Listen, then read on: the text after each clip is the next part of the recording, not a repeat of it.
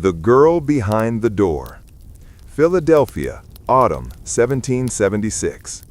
A thin sheet of cold rain soaked the narrow cobblestone streets as British troops marched into the city.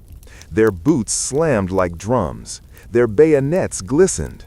Their orders were sharp and rehearsed. To them, Philadelphia wasn't a community. It was a prize.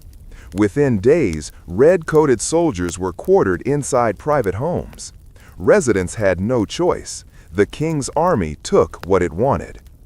When British officers approached the brick townhouse of William and Lydia Darragh, the family had two choices: open the door or face consequences. Lydia, a slim, pale woman with soft features, looked far from threatening. Her 4 children clung to her dress. Her husband, a tailor, was quiet, polite, and nervous. Their faith, Quakerism, forbade violence. Quakers were supposed to stay neutral. They were supposed to avoid politics, avoid war, avoid choosing a side. But Lydia had already chosen hers. She had seen enough of British behavior in the city to make up her mind. Soldiers swaggered through markets demanding free goods. Officers seized food, blankets, firewood. Loyalist informants lurked everywhere. Patriots were beaten, arrested, sometimes vanished. She hated what she saw. So, when British officers demanded to be quartered in her home, the Darraghs had no choice but to allow it. Yet the moment the officers stepped through her doorway, Lydia made a silent decision that would change the war. She would listen, she would learn, and she would tell George Washington everything. The secret room. British officers turned Lydia's parlor into a planning room, her dining table into a map desk, her kitchen into a late-night tea station, and her upstairs bedroom into their private meeting chamber. They chose her home for one reason. They thought she was harmless. They were wrong. Lydia discovered that officers often spoke more freely after long days, especially when they believed no one could hear them.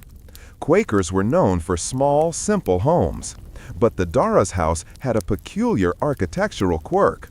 A narrow, closet-like linen cupboard beside the officers' upstairs meeting room, just big enough for a person to slip into, press their ear against the thin wall, and hear every word on the other side. So, each time the British held a late-night meeting, Lydia pretended to retire early to her room.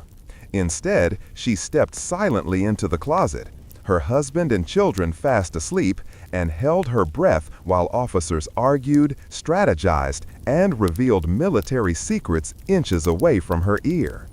Within weeks, she learned troop movements, supply shortages, the locations of British camps, names of suspected Patriot sympathizers, dates of upcoming raids. She memorized every word. She had no paper, no ink. She couldn't risk being caught. The British executed spies, quickly and publicly. But Lydia had a steel-trap memory.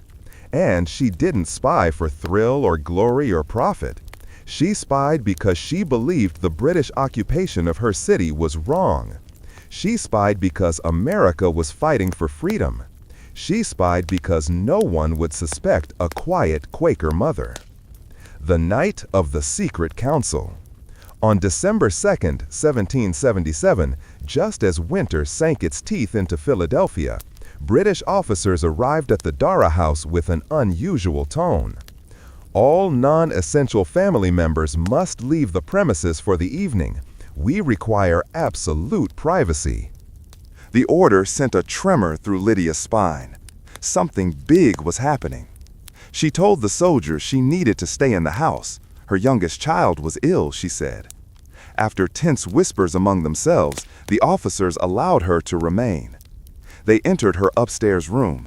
She watched them shut the door. Then, silence.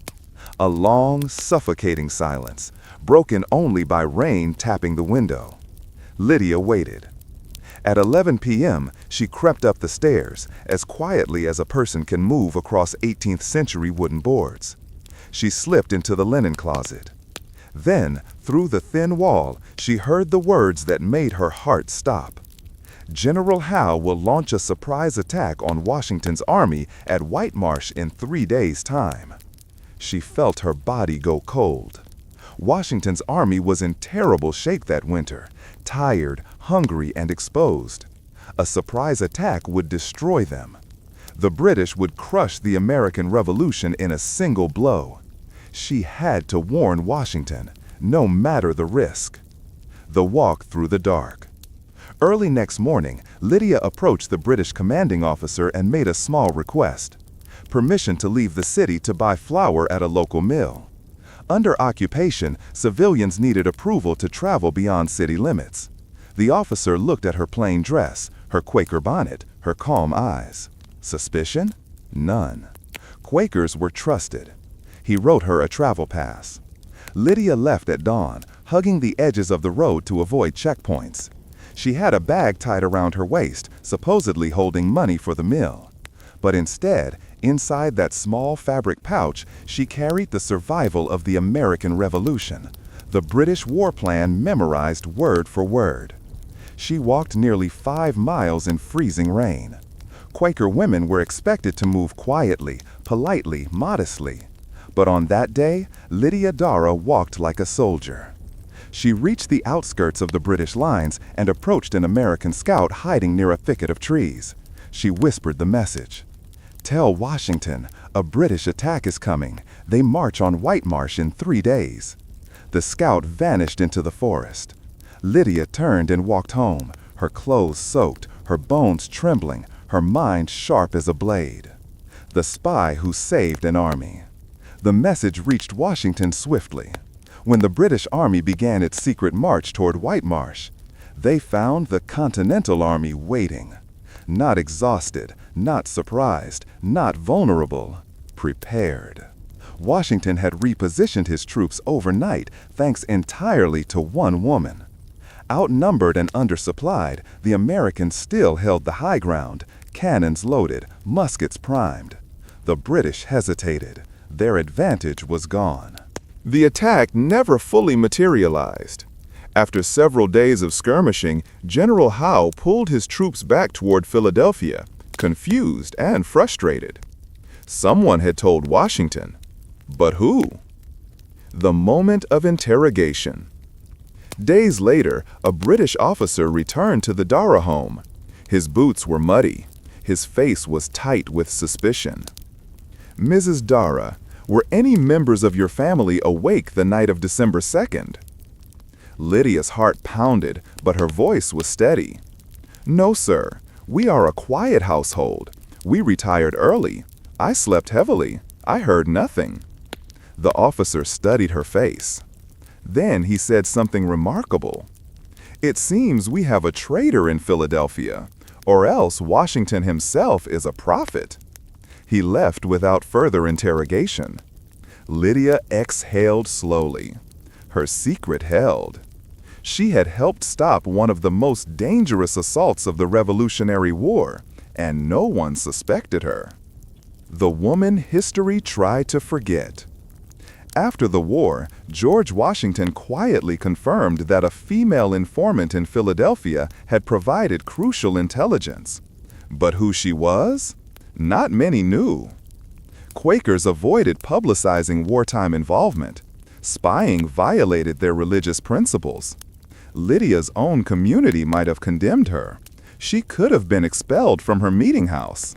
So she remained silent.